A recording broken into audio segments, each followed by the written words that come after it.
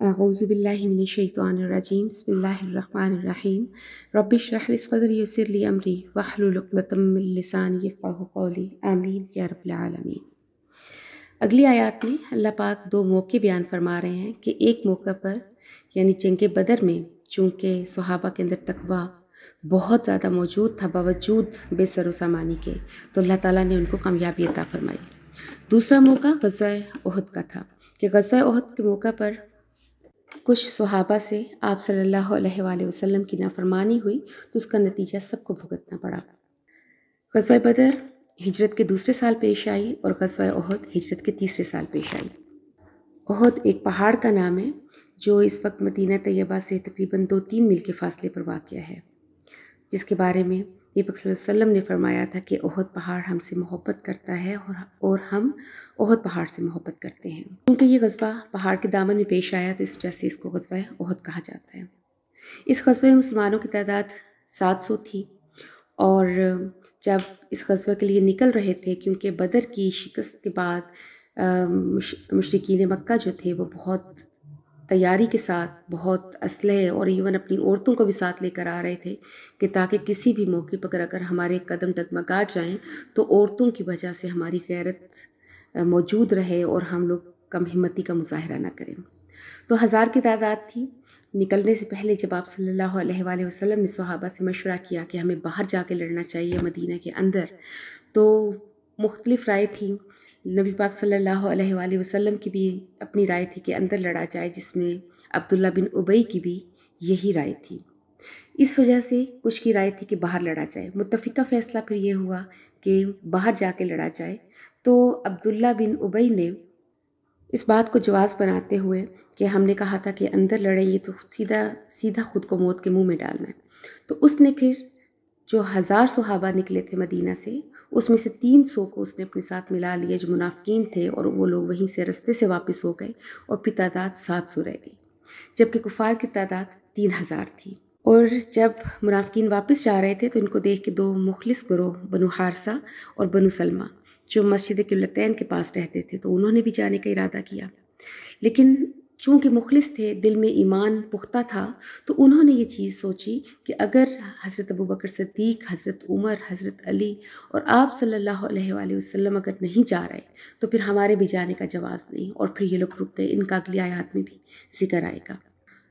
احد کے پہاڑ کے پاس ایک چھوٹا سا ٹیلہ تھا، اس کو جبل رمات کہتے ہیں، تو نبی پاک صلی اللہ علیہ وآلہ وسلم نے 50 آدمیوں کا ایک دستہ حضرت عبداللہ ابن جبیر ان کی سرکردگی میں وہاں پہ ان کو مقرر فرمایا اور ان سے کہا کہ تم نے یہاں پہ پہرا دینا ہے، نگرانی کرنی ہے، فتح ہو یا شکست ہو، تم نے یہ مورچہ نہیں چھوڑنا جب تک کہ میرا حکم نہ آ جائے۔ پھر اللہ تعالیٰ نے مسلمانوں کو فتح نصیب فرمائی اور کافروں کو وہاں سے بھاگنا پڑا۔ جب وہ وہاں پر اپنا سامان چھوڑ کر بھاگ رہے تھے تو جو 50 آدمی جبل رمات پر متعین تھے تو ان میں سے بعض نے کہا کہ اب تو فیصلہ ہو گیا ہے تو ہمیں بھی جا کے مال غنیمت اکٹھا کرنا چاہیے، لیکن امیر لشکر نے کہا کہ نبی پاک صلی اللہ علیہ وآلہ وسلم نے کہا تھا کہ فتح ہو یا شکست ہمیں یہ مورچہ نہیں چھوڑنا۔ بہرحال امیر لشکر کے منع کرنے کے باوجود 40 صحابہ وہاں سے تقریباً مورچے کو چھوڑ کے چلے گئے اور امیر لشکر اور تقریباً 10 ساتھی جو مورچے پر قائم رہے۔ حضرت خالد بن ولید اس وقت تک ابھی مسلمان نہیں ہوئے تھے اور جنگی امور میں بہت ماہر تھے۔ انہوں نے جب دیکھا کہ بہت اہم مورچہ خالی ہو گیا تو وہ 200 آدمی لے کے عقب سے اس نے حملہ کیا، تو جو حضرات مورچے پہ تھے اکثر اس میں سے شہید ہوئے اور چند ایک بچے۔ اس سے کافروں کی ہمت بہت زیادہ بڑھ گئی، کافی افراتفری کا عالم پھیل گیا، کسی کو پتہ نہیں چل رہا تھا کہ کون کس کو مار رہا ہے اور کون کہاں بھاگ رہا ہے، حتیٰ کہ حضرت حذیفہ رضی اللہ عنہ کے والد حضرت یمان رضی اللہ عنہ مسلمانوں کی تلوار سے شہید ہوئے۔ آپ صلی اللہ علیہ وآلہ وسلم کا بھی ایک دانت مبارک شہید ہوا، چہرہ اقدس زخمی ہو گیا، اور سید الشہداء حضرت حمزہ رضی اللہ عنہ بھی شہید ہو گئے۔ تقریباً 70 صحابہ شہید ہوئے۔ آپ صلی اللہ علیہ وآلہ وسلم جب بھی غزوات پر جاتے تھے تو اپنی ازواج میں سے کسی کو ساتھ لے کے جایا کرتے تھے، تو اس غزوہ میں آپ کے ساتھ حضرت عائشہ رضی اللہ عنہا آپ کے ساتھ موجود تھی۔ تو وہاں سے آپ صلی اللہ علیہ وآلہ وسلم تشریف لے گئے. تو اب اللہ تعالیٰ اس چیز کا ذکر فرماتے ہیں کہ وَإِذْ غَدَوْتَ کہ جب آپ نکلے من اہلِکَ اپنے گھر سے. تو اہل کا مستاق حضرت عائشہ رضی اللہ عنہما ہیں. تبوی المؤمنین بتا رہے تھے ٹھکانے ایمان والوں کو، مقاعد للقتال لڑائی کی جگہوں کے، واللہ اور اللہ سمیع علیم سننے والا ہے اور جاننے والا ہے. جب احد کے مقام پر پہنچے تو بھی کافر نہیں آئے تھے. تو منافقین کہنے لگے کہ لڑنا کس کے ساتھ ہے، تو یہاں آدمی تو ہے کوئی نہیں، تو واپس چلو. حالانکہ ان کو علم تھا کہ دشمن آ رہا ہے، لیکن یہ بہانہ بنا کر وہاں سے واپس چلے گئے. پیچھے جو دو گروہ کا ذکر کیا تھا، بنو حارثہ اور بنو سلمہ، کہ جو مخلص تھے اور ایمان والے تھے، تو اللہ کی برکت سے، اللہ کی توفیق سے وہ پھر نہیں واپس گئے. تو ان کے بارے میں اب ذکر ہے کہ اذ ہمت طائفتانی جب ارادہ کیا دو گروہوں نے منکم تم میں سے ان تفشلا یہ کہ بزدلی دکھائیں، واللہ تو اللہ تعالیٰ نے ولیہما ان دونوں کا آقا ہے، وعلی اللہ اور اللہ کے اوپر فلیتوکل المؤمنون چاہیے کہ توکل کریں ایمان والے. اگلی آیت میں غزوہ بدر کا ذکر ہے، اس کی مثال دے کر ہمت بندھائی جا رہی ہے مومنین کی. بدر ایک آدمی کا نام تھا، بدر ابن قیس ابن صباح. اس نے ایک کنواں کھودا تھا، تو اس کے نام کی وجہ سے اس کنویں کا نام بدر پڑ گیا اور پھر پورا علاقہ اسی نام سے مشہور ہو گیا.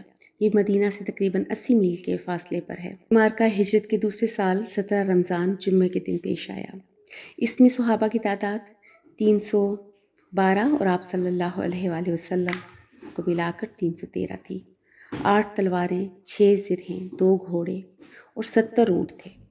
اکثریت کے پاؤں میں جوتا نہیں تھا، سخت پتھریلا علاقہ تھا، اور لیکن ایمان کا جذبہ اتنا زیادہ تھا کہ کسی نے بھی کسی تکلیف کو سوچنا بھی گوارا نہیں کیا.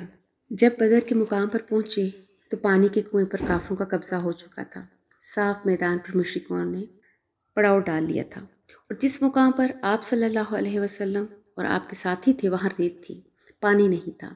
یہ 9ویں پارے میں سورہ انفال میں ذکر آ جائے گا کہ اس وقت بھی بعض ساتھیوں کے دل میں شیطان نے وسوسہ ڈالا تھا کہ اگر تم لوگ حق پر ہوتے تو تمہیں اتنی تکلیف دہ جگہ نہ ملتی کہ جہاں کھڑے ہیں وہاں ریت ہی ریت ہے. پھر اللہ پاک نے وہاں بارش برسائی اور ریت پتھر کی طرح سخت ہو گئی، اور پھر صحابہ نے بھی پانی جمع کر لیا، جانوروں کو بھی پلایا.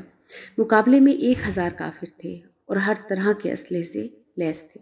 آپ صلی اللہ علیہ وآلہ وسلم نے ایک مٹھی ریت اور کنکریوں کی بھری اور یہ پڑھ کر کافروں کی طرف پھینکی کہ اللہ تعالیٰ کافروں کے چہروں کو تباہ و برباد کرتے. سورہ انفال میں بھی ہے کہ وما رمیتا اس رمیتا ولکن اللہ رما، یعنی کہ مٹھی خاک کہ جب پھینکی آپ نے نہیں پھینکی اور لیکن اللہ تعالیٰ نے پھینکی. وہ کافر جہاں جہاں کھڑے تھے اور ریت ان کی آنکھوں میں پڑ گئی. یہ بھی آپ صلی اللہ علیہ وآلہ وسلم کا ایک معجزہ تھا. یہ اگرچہ نبی پاک صلی اللہ علیہ وآلہ وسلم کا معجزہ تھا، لیکن یہ فعل صرف اور صرف اللہ کا تھا. تو اللہ تعالیٰ کی قدرت سے کنکریوں کے ریزے ہر کافر کی آنکھ کے پہنچے اور سب آنکھوں کو ملنے لگے. ادھر سے مسلمانوں نے دھاوا بول دیا، 70 کافر مارے گئے، 70 گرفتار ہوئے، باقیوں کو بھاگنے کے لیے کوئی راستہ نہ ملا. اور جبکہ اس غزوہ میں 14 مسلمان شہید ہوئے، 8 انصار اور 6 مہاجرین.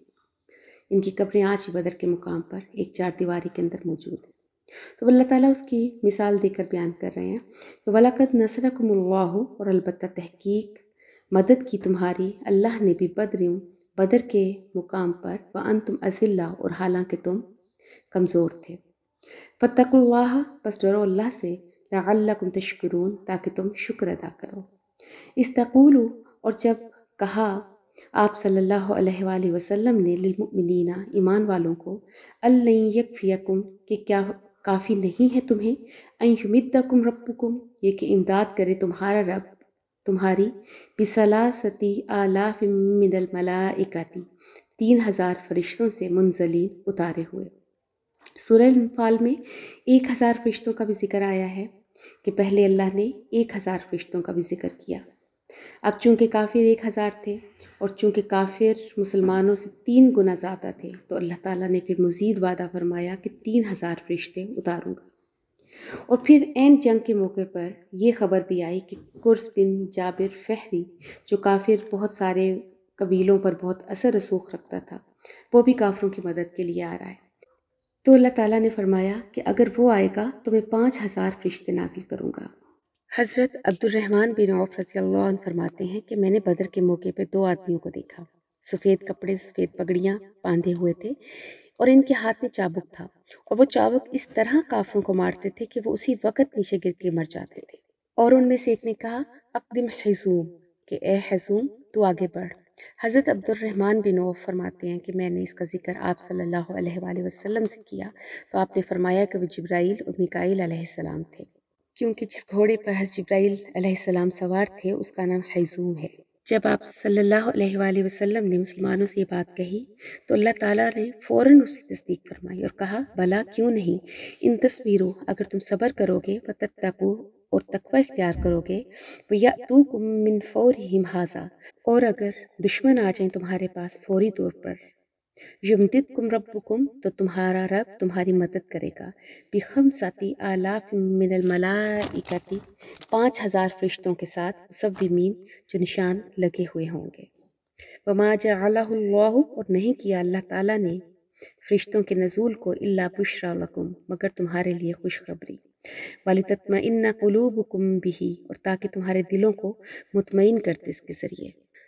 وَمَن النَّصْرُ إِلَّا مِنْ عِنْدِ اللَّهِ الْعَزِيزِ الْحَكِيمِ، اور نہیں ہے مدد مگر اللہ تعالیٰ کی طرف سے جو غالب ہے اور حکمت والا ہے، کہ مدد تو ہوتی ہے اللہ کی طرف سے۔